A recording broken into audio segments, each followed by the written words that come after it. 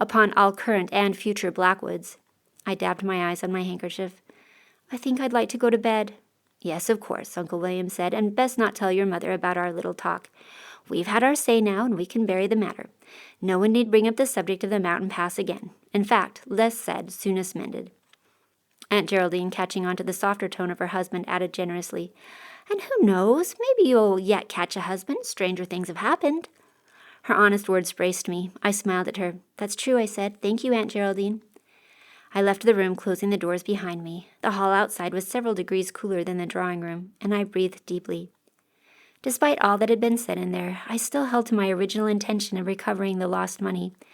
Not for my aunt and uncle, and certainly not for Lawrence, but for my mother and my sisters, who deserved a better fate than losing Brindlelock and their unsullied reputation in the community. I jabbed my handkerchief firmly back into my bodice and started across the landing. Lisbette, Lawrence said from below, wait a moment. I stopped and saw Lawrence at the foot of the staircase. He must have been lurking in the shadows, waiting for me to come out. Yes, what is it? Did you really travel down the pass with Ben Redcliffe? Why, don't you believe me? He laughed and made his way up the stairs to where I was standing. It's just that I happen to know that Ben Redcliffe makes a very good living on the mountain, and if he does have a wife and child, as you told Father he did, then they must be of the same hardy mountain robberhood as Ben. What I want to know is how you managed to run into a robber and then escape without a ransom on your head. Or did Ben have a fit of sentimentality for the daughter of his former landlord? I lifted my chin. I don't know what you're talking about. Again, Lawrence laughed. Lawrence was always laughing at me, but never in a nice way.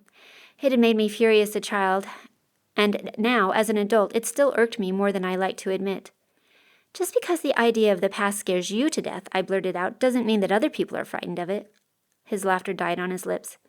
Lisbette, nobody takes the pass unless they're desperate to get to the other side. Were you desperate? Was it a society scandal? Did they put your name in the paper? Come now, you can't hide it forever. Actually, I said, lowering my voice, it was quite shocking. I inched closer to him and glanced around to make sure no one might overhear. Do you know that when they found out that I was related to you, they ran me out of town? Dear cousin, he said, watching me with his eyelids half closed, you always did think you were funny. What's so funny about being related to you? I asked innocently. But he grabbed my wrist, and when I tried to pull back, he wrenched it. Are you sure you won't tell me why you took the pass? It will come out sooner or later, and you know what they say about confession, don't you? It's good for the soul. I didn't show him that my wrist was hurting. I only said, That's cute coming from you. Have you told your father about your little run-in with the law in Stonebridge? His face darkened, and at the same time, his grip tightened. What do you know about Stonebridge? Everyone in this house but your parents know that you and Clays consort with the coal miners down there, gambling and drinking and doing who knows what else. He grimaced or smiled. It's hard to tell with Lawrence. And what if we do consort? I faltered because he wasn't loosening his hold on my wrist. I'm just saying that Uncle William wouldn't like it if he knew. I suppose my weak answer satisfied him because he let go of my arm and allowed me to pass. I scowled at him as I went by, rubbing my throbbing wrist. Why do you have to be so nasty? I asked him. He chuckled as he followed me down the hall. Thankfully, Lawrence's rooms are in the upper corridor, and we were able to part ways. But I heard him singing to himself some vulgar tavern song as he disappeared in the opposite direction. His receding voice grated on my ears. I paused a moment to reflect, yet again, that someday this house would belong to him. The thought never failed to make me sick inside. I walked into my room and began to dress for bed. I had no sooner pulled on my nightgown when I heard my sisters at the door. Let us in, quick, I heard Anne say. The floor is like ice. I let them in, and they rushed to my bed, jumping under the covers and rubbing their bare feet. Anne's angular wrists extended far beyond the end of her nightgown sleeves. I was half jealous. It appeared as if Anne was going to end up tall like father. But then again, since no one was buying Anne new clothes for her growing frame, maybe she wasn't so lucky after all. Now, said Jane, her eyes glowing, it's time for the real entertainment. That's right, Anne said. We want to hear all about the past, and don't leave anything out. I climbed onto the rear of the bed and wrapped a warm shawl around my shoulders. Then digging my toes into the stiff covers, I announced proudly, I was captured by robbers. They gasped. Really? Jane asked. Oh, I hoped you would be. Wasn't it wildly exciting? I shook my head and leaned back on the bedpost. Not really, I said apologetically. To tell the truth, most of it was extremely boring. And I was hungry a lot, and cold, and dirty. It was freezing up there in the mountains at night. But what about Ben and his family? Anne asked. Were they captured too? I leaned in close. You can't tell anyone, not a soul, understand? They leaned in to hear better. Go on, Anne whispered. Ben Redcliffe was not my traveling companion. Ben Redcliffe is the leader of the robber gang that kidnapped me." "Ben Redcliffe?" Jane repeated. "But he used to be a tenant." Anne, however, shrugged and said, "It makes sense. His parents are always bragging that he's the wealthiest of their children, but no one has ever been able to figure out what he does for a living." "But if you didn't take the pass with Ben," Jane asked, "who did you take it with? You didn't try to go alone, did you?" I tapped my knee for a moment, wanting to tell them everything, but wondering if I should.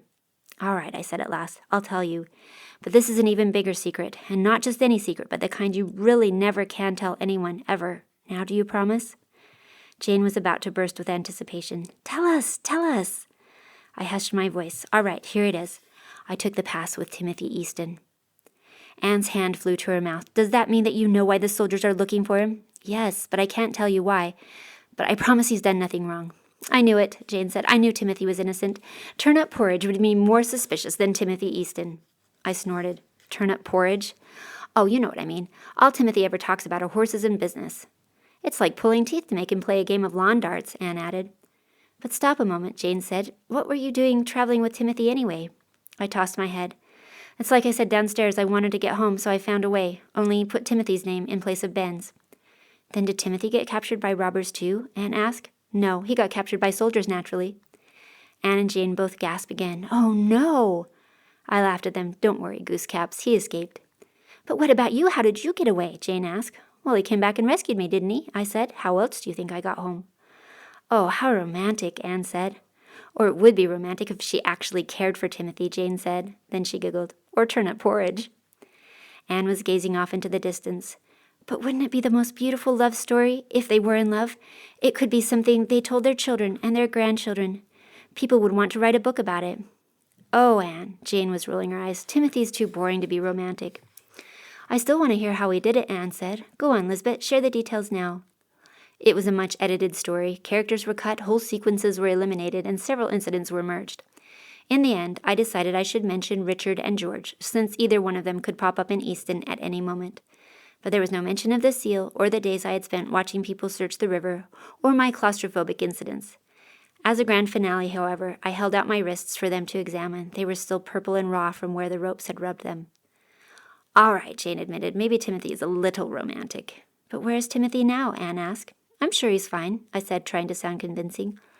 But the truth was, ever since Jelly had told me about the soldiers, the same question had been on my mind.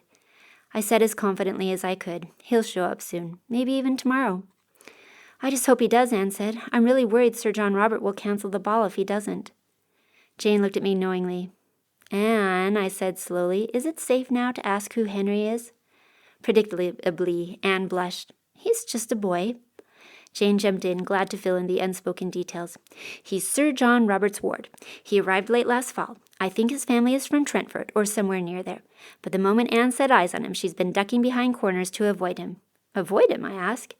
"You know, Anne, if a boy even looks twice at her, she runs. If the boy happens to be someone she actually likes, she dives for cover.